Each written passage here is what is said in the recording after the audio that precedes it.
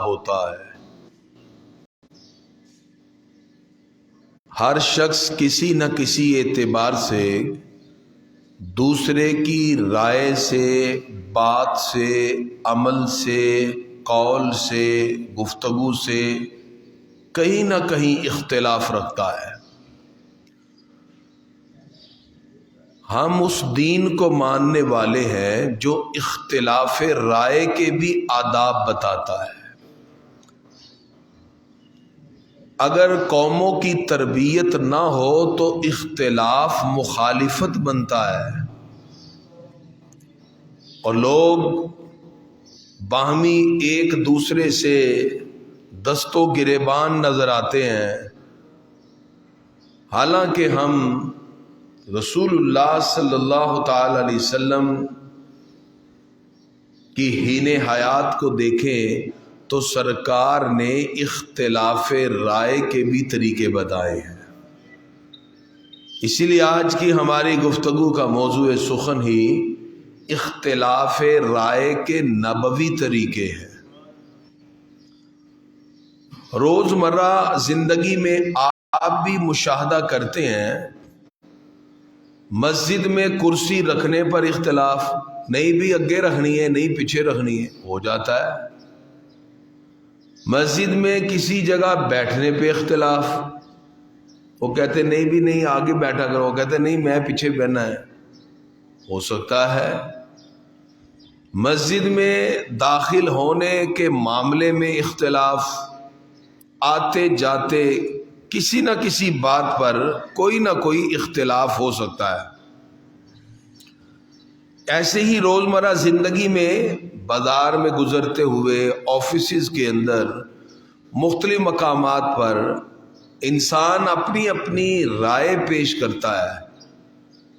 کوئی اپنی وابستگی کا اظہار کرتا ہے، کوئی کسی پارٹی سے وابستہ ہے، کوئی کسی مذہبی جماعت سے وابستہ ہے، کوئی اپنے تفکرات اور خیالات میں گم ہے، کوئی کسی منصب کے اوپر بیٹھا ہے۔ یہ زندگی کا حصہ ہے۔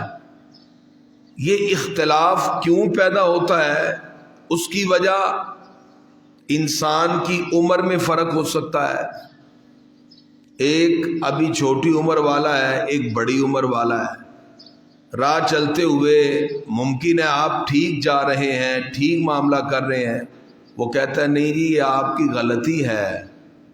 اب آپ نے اس کی رائے کو کس طرح اچھے طریقے سے بات کر کے ٹالنا ہے کہ جس سے اس کی کاؤنسلنگ بھی ہو جائے اور اس کے ساتھ ساتھ اس کو علم بھی ہو جائے کہ یہ اپنے تجربے کی بنیاد پر یہ معاملہ کر رہا ہے۔ اس سے اختلاف رائے پیدا ہو کر ختم بھی ہو جاتا ہے۔ تو یہ وہ موضوع ہے جس کا تعلق آپ کی زندگی کے ہر مرحلے میں آپ کے ساتھ رہتا ہے۔ روزمرہ زندگی میں آپ جہاں سے بھی گزریں، کسی آفس میں، کسی بھی جگہ، کسی بس سٹاپ پہ کھڑے ہوں، اختلاف ہو جاتا ہے۔ ایک وجہ عمر، دوسرا تعلیم ہے۔ علم کی وجہ سے بھی بہت سی چیزیں واضح ہوتی ہیں۔ ایک بندہ اپنے علم کی وجہ سے، تعلیم کی وجہ سے کوئی عمل اپناتا ہے اور علم اس سے دور اندیشی سکھاتا ہے۔ دوسرے کے پاس علم نہیں ہے، وہ اپنے علم نہ ہونے کی وجہ سے کسی اور انداز سے دیکھتا ہے، تو دونوں رائے کے اندر اختلاف پیدا ہو جائے گا۔ اسی طرح تجربہ ہے۔ بعض جگہ اگر علم نہیں ہے لیکن تجربہ ہے تو کوئی اپنے تجربے کی بنیاد پر کوئی عمل کرتا ہے یا کہتا ہے یا بات کرتا ہے، دوسرے کے پاس تجربہ نہیں، تو تجربے کے اندر بھی اختلاف رائے پیدا ہو سکتا ہے۔ تو الغرض اسی طرح مہارت ہے۔ ایک بندہ ہے وہ کسی ایک ڈومین میں اتنا کام کر چکا ہے کہ اس کی مہارت ہے۔ مجھے یہ بات بتائی ایک بندے نے کہ ایک کمپاؤنڈر تھا، وہ ڈاکٹر کے ساتھ مل کر آنکھ کے آپریشن میں ساتھ لگا رہا۔ ایک وقت آیا ڈاکٹر اتنا پیارا آپریشن نہیں کر سکتا تھا آنکھ کا جتنا وہ کمپاؤنڈر کر رہا ہے۔ ڈگری ڈاکٹر کے پاس ہے، مہارت اس کے پاس آ گئی۔ الغرض انسان اپنی عمر، تعلیم، تجربے، مہارت یا اپنے کسی نہ کسی معاملے کے اعتبار سے ایک دوسرے سے اختلاف کر سکتا ہے، لیکن اسلام نے اختلاف کرنے پر بھی اس چیز کی اجازت نہیں دی کہ آپ اس کو ایشو بنا لیں، آپ ایک دوسرے سے دست و گریبان ہو جائیں اور آپ اختلاف کو مخالفت تک لے جائیں۔ آج کل سوشل میڈیا پہ آپ یہ چیز عام دیکھتے ہیں، کوئی بندہ اگر کوئی ایسی بات کہتا ہے یا کرتا ہے کہ جو دوسرے بندے کی طبع کے مطابق نہیں، اس کو ناگوار محسوس ہوتی ہے، تو وہ کیا کرتا ہے، وہ اپنی اس بات کی مخالفت میں اتنا بڑھ جاتا ہے کہ وہ کمنٹس میں گالی گلوچ دینے لگ جاتا ہے، کمنٹس میں برے برے الفاظ کہنے لگ جاتا ہے۔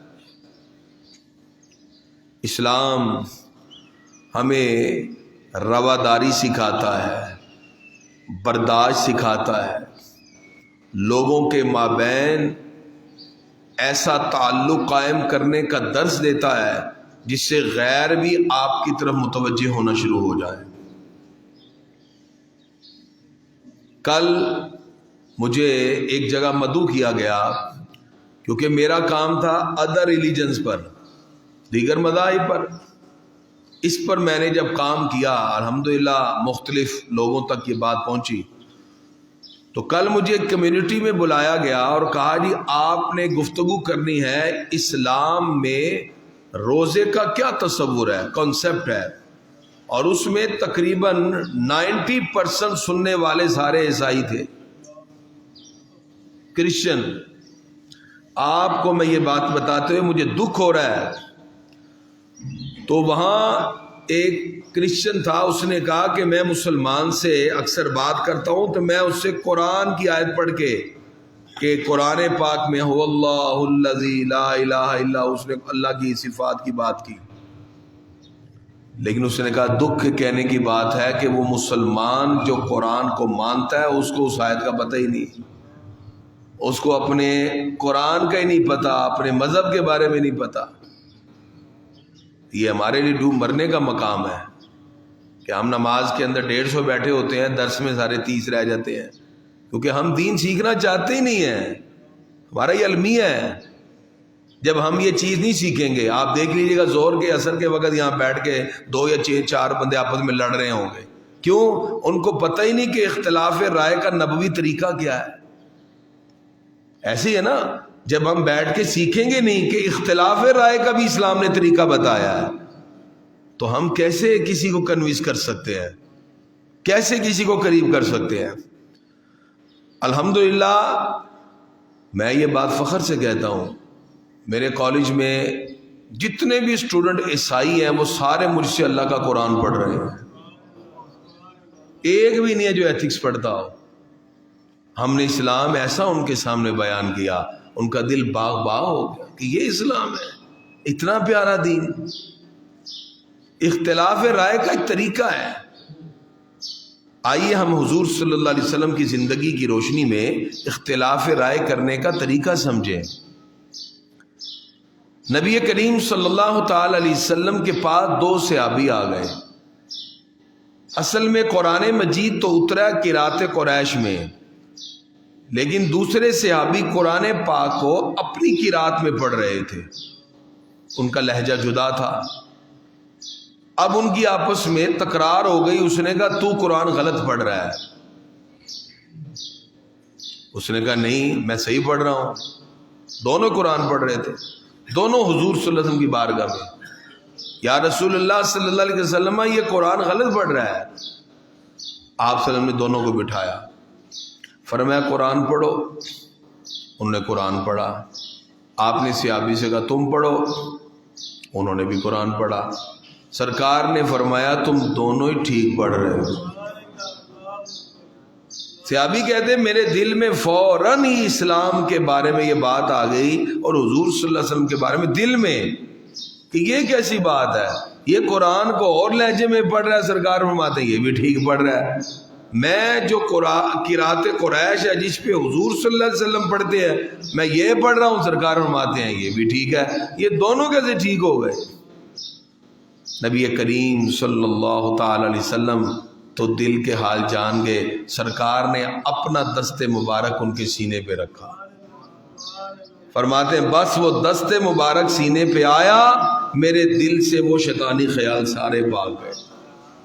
اب حضور اکرم صلی اللہ علیہ وسلم نے پھر ان کو بتایا کہ قرآن 7 احرف میں اترا ہے، 7 قراتیں ہیں اس کی۔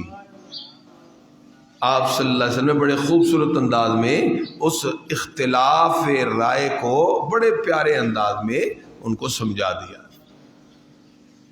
اختلاف رائے کا پیدا ہونا یہ فطری عمل ہے۔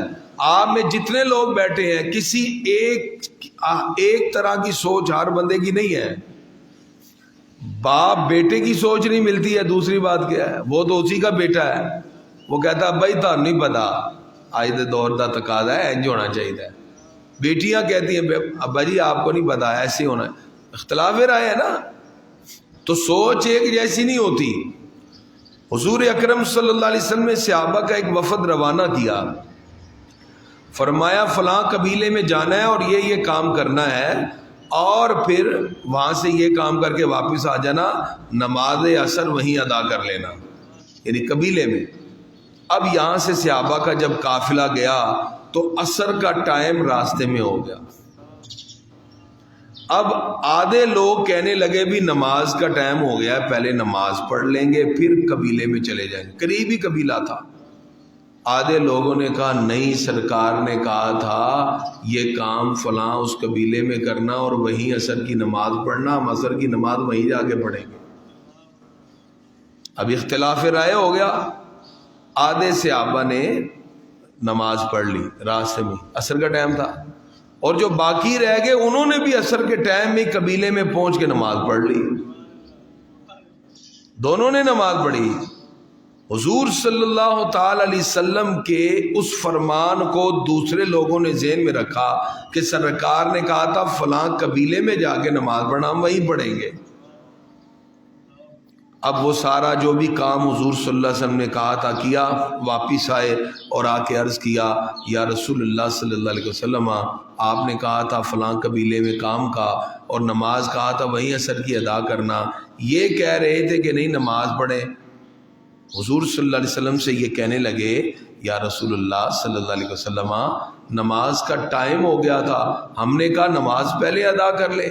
دوسرے کہنے لگے نہیں یا رسول اللہ صلی اللہ علیہ وسلم آپ نے کہا تھا فلاں قبیلے میں نماز پڑھنا، ہم نے کہا تھا ہم اس قبیلے میں جا کے ہی پڑھیں گے۔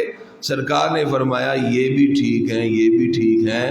انہوں نے نماز فوراً ادا کرنے کا ارادہ کیا، اللہ ان کو ان کی نیت کا فائدہ دے گا، اور انہوں نے حضور صلی اللہ علیہ وسلم کی بات کو دل سے لگائے رکھا، اللہ ان کی نیت پر ان کو ثواب عطا فرمائے گا۔ کتنے پیارے طریقے سے معاملہ حل کر دیا۔ یعنی اختلاف رائے کا پیدا ہو جانا کوئی بات نہیں، کیونکہ مینٹیلٹی ایک نہیں ہے، ہر ایک کا سوچنے کا انداز جدا ہے، لیکن اختلاف رائے کا خوبصورت طریقہ یہ ہے کہ آپ اپنی اپنی نیت اور ارادے کے مطابق، ایک بندہ اگر کسی راستے کے اندر اس دور میں سواریاں گزرتی تھیں تو وہ کھنٹا گاڑ دیتا ہے کہ آگے کوئی جانور باندھ دے گا، اور ایک اس نیت سے نکال دیتا ہے کہ کسی کا ٹھیڈا لگے گا گر جائے گا، اس کو اس کی نیت کا ثواب مل گیا، اس کو اس کی نیت کا ثواب مل گیا۔ لہذا آج کی گفتگو کا یہی موضوع سخن ہے کہ اختلاف رائے کسی بھی معاشرتی، سماجی اور گھریلو زندگی کا حصہ ہوتا ہے۔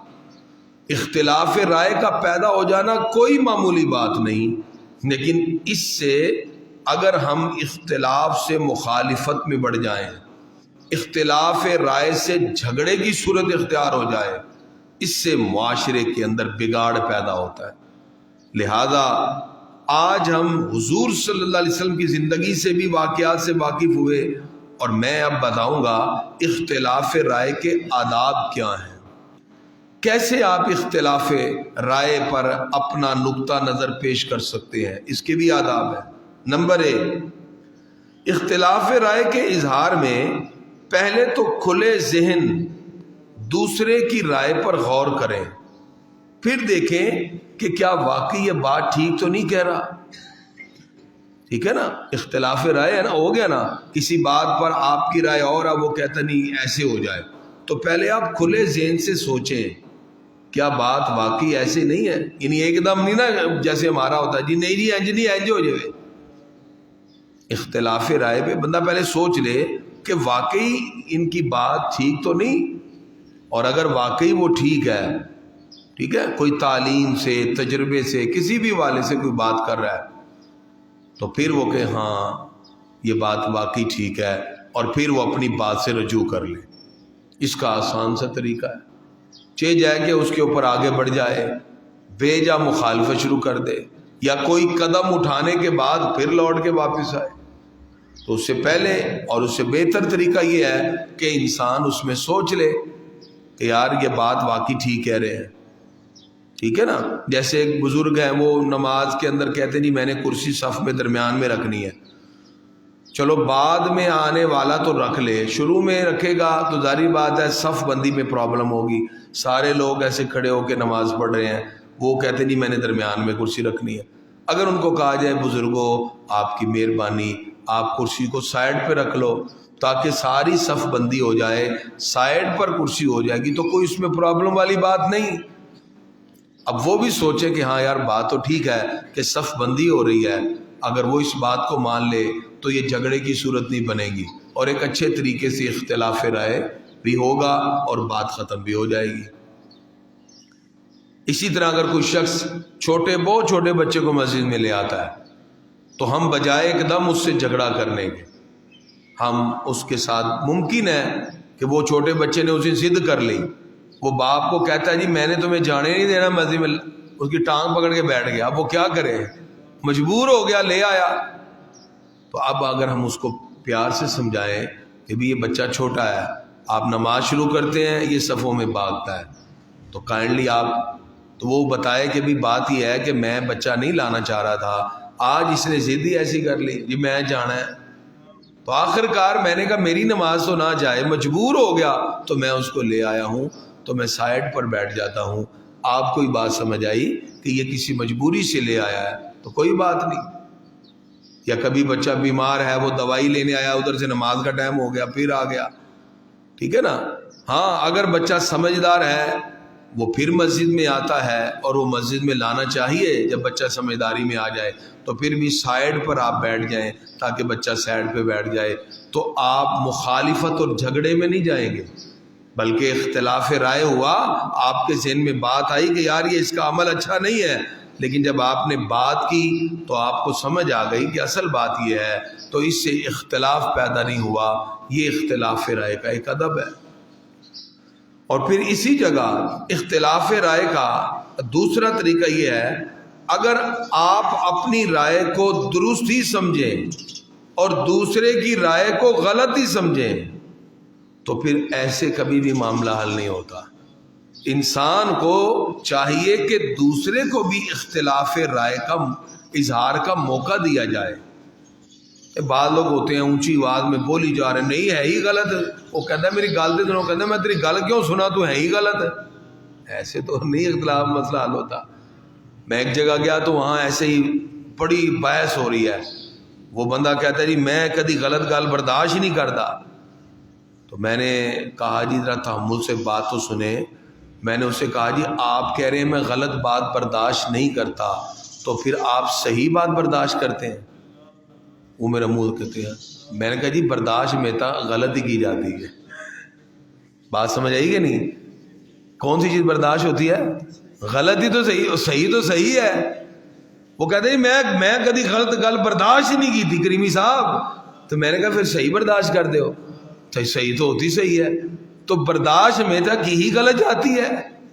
اب دیکھیں نا یہ ہماری مینٹیلٹی. ان کو یہ بات سمجھ آئی، کہتے ہیں ہاں کریمی صاحب من تو کبھی توجہ ہی نہیں گئی اس بات سے کہ برداشت میں تک ہی غلط جاتی ہے، صحیح تو صحیح ہوتی ہے، وہ تھوڑی برداشت کرنی ہے. اب ہمارا نا معاشرتی رویہ ہے، تو اختلاف رائے کے لیے ہمیں دوسرے کی بات سننی چاہیے. تیسرا، ہر جگہ اختلاف رائے کا حق جو ہے وہ ہٹا کر بحث و مباحثہ میں نہ پڑے.